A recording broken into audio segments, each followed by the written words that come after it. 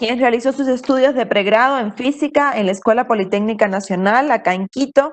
Actualmente trabaja como asistente del Observatorio Astronómico de Quito y es estudiante de primer año de doctorado en astrofísica en la Universidad de Valparaíso, en Chile. El tema que se expondrá por parte de la física Daisy Quinatoa será formación estelar y gas en las galaxias. Bienvenida, Daisy. Gracias, María Eugenia. ¿Se ve mi pantalla? Sí, sí se está viendo, no te preocupes. Bueno, entonces, la charla de hoy es contar un poco de formación estelar de galaxias con ALMA. Lo voy a hacer brevemente para que no nos pasemos del tiempo para el día de hoy de la escuela. Entonces, bueno, primero, las estrellas se forman al interior de grandes nubes moleculares. El espacio entre las estrellas en realidad no es vacío, sino es compuesto de gas, polvo y Daisy, diferentes moléculas. perdón, Sí, Daisy, te estamos escuchando entrecortado. Intenta apagar tu video, ya. a ver si mejora. Gracias. Ahí, bueno, espero que me escuchen mejor sin la cámara. Sí, mucho Entonces, mejor. ya, bueno, como les mencionaba, el espacio entre las estrellas está formado por gas, polvo, por diferentes moléculas y esas se agrupan en nubes moleculares. Por ejemplo, en esta imagen pueden mirar una nube molecular y por efecto de la gravedad, esta nube va a colapsar y se va a formar una estrella. Los escenarios para las estrellas de baja masa como nuestro Sol y para las estrellas con muchas masas mucho mayores que las de nuestro Sol son diferentes escenarios. Para las estrellas de baja masa, estas colapsan y una vez que colapsan se tiene una estrella que se le llama protoestrella y está ganando masa por medio de este disco de acreción y también se produce el lanzamiento de flujos bipolares. Y luego, una vez que ha terminado este proceso de protoestrella, tenemos cómo ya se ha formado una estrella. Para el escenario de estrellas de alta masa, una de las teorías sugiere que puede ser una versión escalada de las estrellas de baja masa y de igual forma vamos a tener una protoestrella que adquiere masa por el disco de acreción y se produce este lanzamiento de flujos bipolares. Una vez que se ha formado esta estrella, como alrededor de la estrella tenemos hidrógeno, entonces la radiación de esta estrella va a ionizar el gas y vamos a tener regiones altamente oscurecidas. Entonces, para esta clase de cosas es necesario hacer observaciones de muy alta resolución para que podamos ver estas regiones. Y ya. Entonces, por ejemplo, tenemos una de las regiones que son de formación estelar aquí, es la nebulosa de Carina. Esta contiene alrededor de 100 estrellas tipo O y también tiene una cantidad como de 10.000 estrellas de baja masa. Esta es una región que tiene una gran cantidad de formación estelar. Y en uno de los estudios recientes que se han hecho para detectar este tipo de protoestrellas que antes les mencioné, se identificaron estos objetos que ven aquí marcados en rojo en la pantalla, el HH901 y el HH902, que corresponden a objetos Herbig-Haro. Un objeto Herbig-Haro se cree que es un objeto que está asociado a la formación estelar temprana. Y bueno, igual como para este tipo de observaciones, como estas protoestrellas están rodeadas de polvo y gas y en regiones muy oscurecidas, se necesitan observaciones de alta resolución, como por ejemplo las que proporciona ALMA. ALMA es un arreglo de radiotelescopios y a diferencia por ejemplo, se hacen observaciones con un radiotelescopio, pero la dificultad es que la resolución para observar depende de la longitud de onda y del diámetro del radiotelescopio. Pero en el caso de ALMA, que tenemos varias antenas, la resolución depende de la longitud máxima de separación entre dos radiotelescopios. Y esto es lo que permite aumentar la resolución que podemos tener de los objetos y obtener más información. Las bandas en las que trabaja ALMA son en el milimétrico y en el submilimétrico y nos permiten detectar cómo es el comportamiento del polvo, del gas, y también nos permite detectar algunas moléculas que, por ejemplo, algunas de ellas no han sido detectadas incluso hasta ahora, sino que recientemente en algunas publicaciones se ha mencionado cómo se detectan esta clase de moléculas. Entonces, una vez que nosotros tenemos los datos de ALMA, nos los hemos descargado del archivo de datos, lo que queremos hacer es construir una imagen.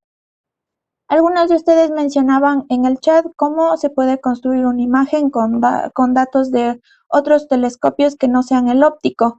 En el caso de ALMA, por ejemplo, vamos a tener datos así como estos, en donde vemos una línea. Esta línea sería la línea de emisión de alguna molécula que estamos detectando. Y para construir la imagen del continuo, quitamos la emisión de esta línea y promediamos el resto de canales.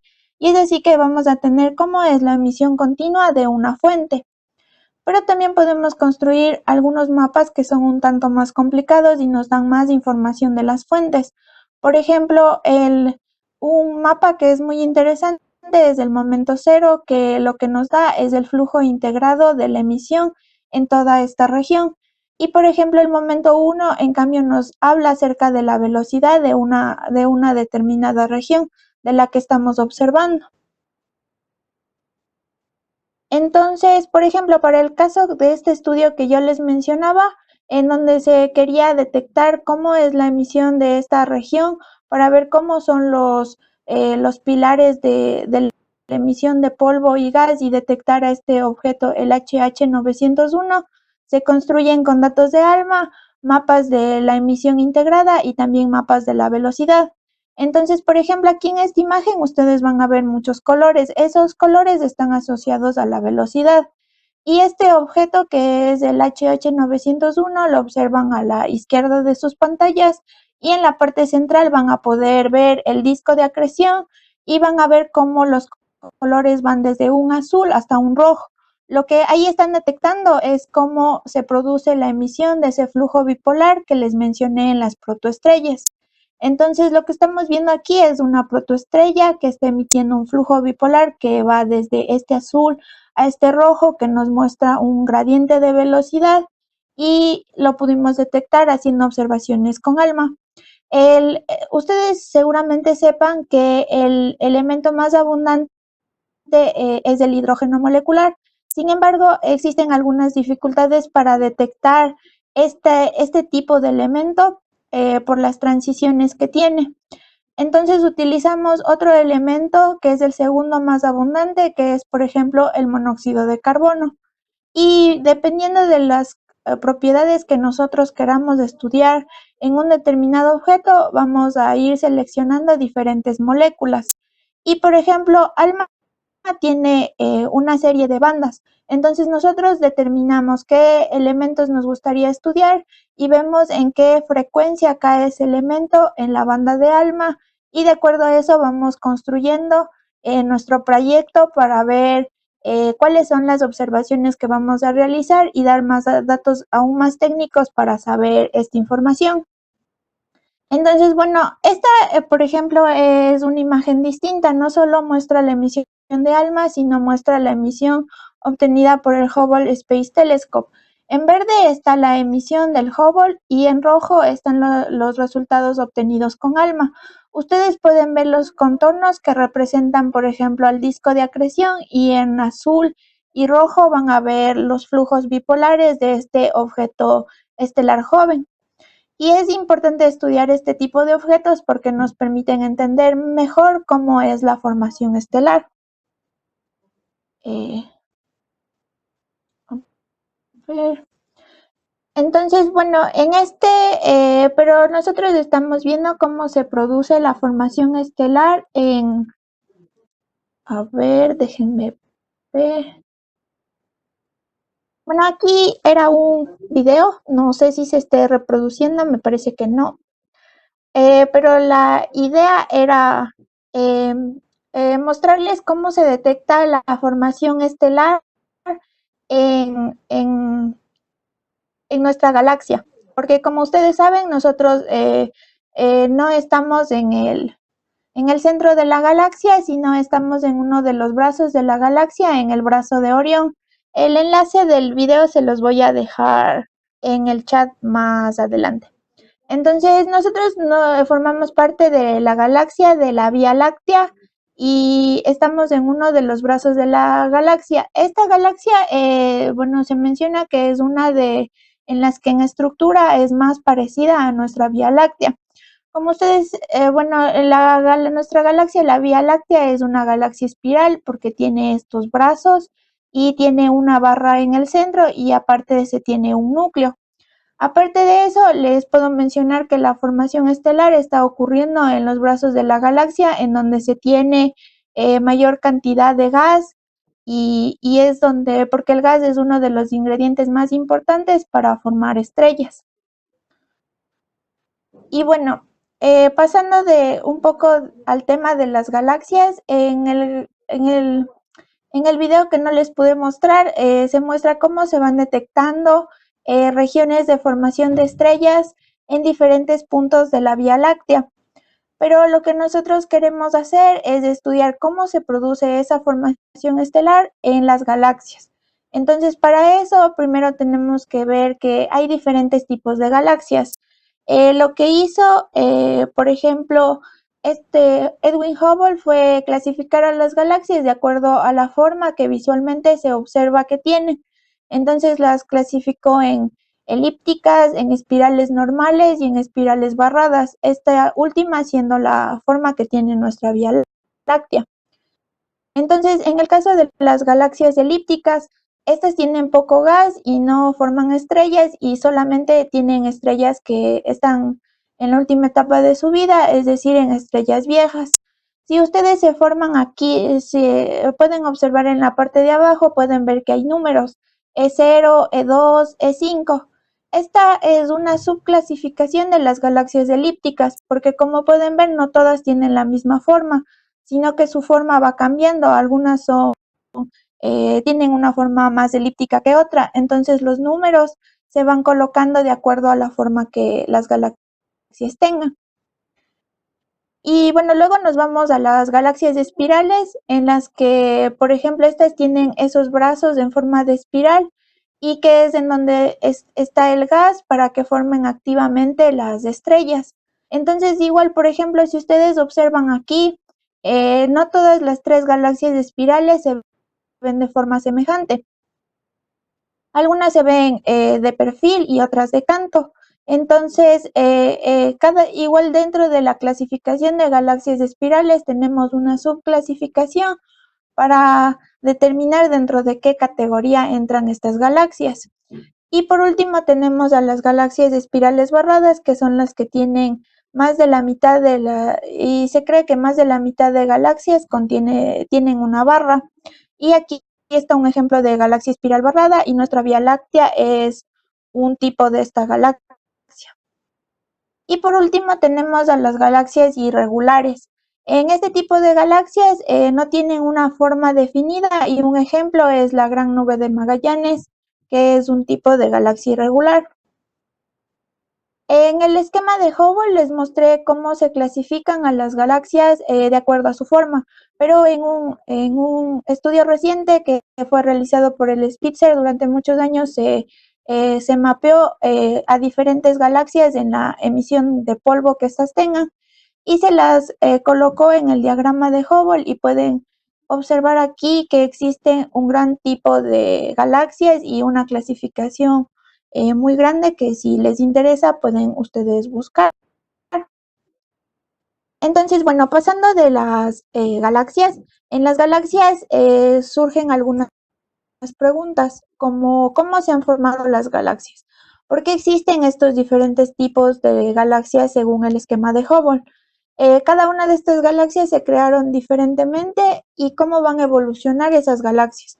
También nos preguntamos cómo eran las galaxias en el universo joven y si estas eran igual a las de hoy.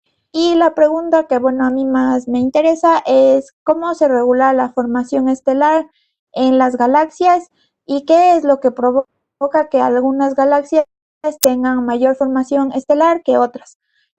Algo que es importante mencionar es que, como les mostré antes, nosotros podemos observar regiones de formación estelar en nuestra galaxia, pero es más difícil obtener esta información de otras galaxias porque se encuentran a distancias más lejanas, entonces es necesario encontrar otros métodos para medir cómo se produce la formación estelar en galaxias que se encuentran muy lejos de nosotros.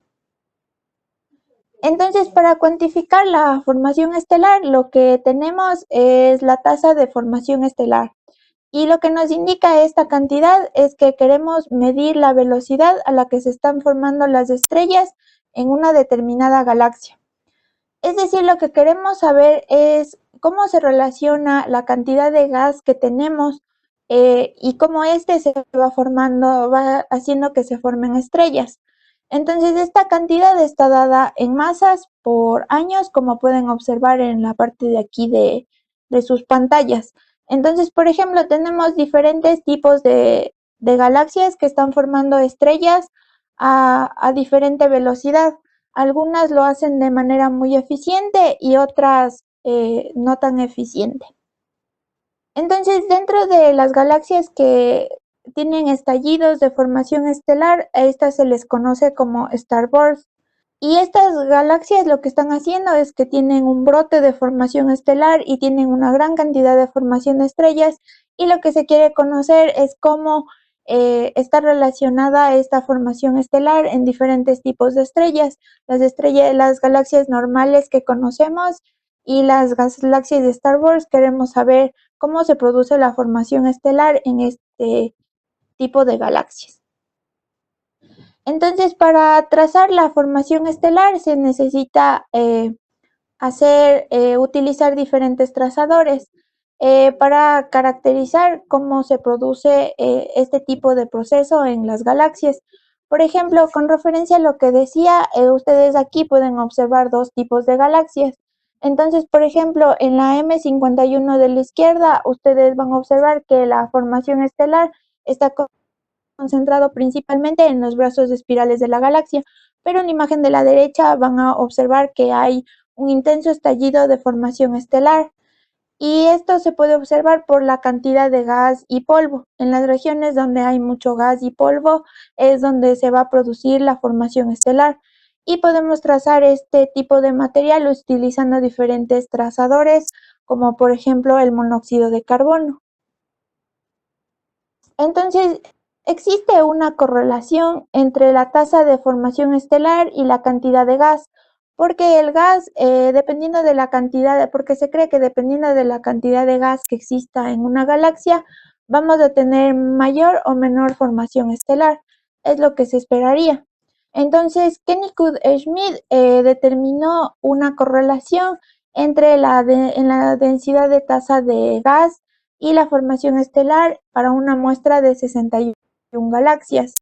Y no todas las galaxias de esta muestra eran normales, sino que algunas de esas galaxias tenían un estallido de formación estelar. Y lo que se quiere entender es la correlación que existe entre la cantidad de gas y la formación estelar en diferentes tipos de galaxias.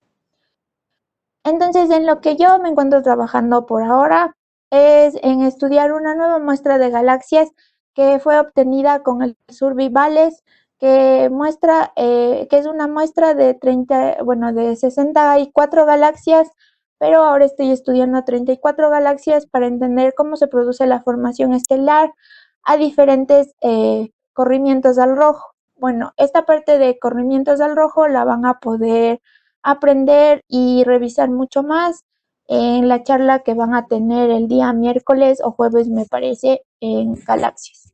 Y bueno, por cuestión de tiempo, esto es un poco de lo que les quería contar, de lo que estoy trabajando actualmente. Entonces, gracias por su atención.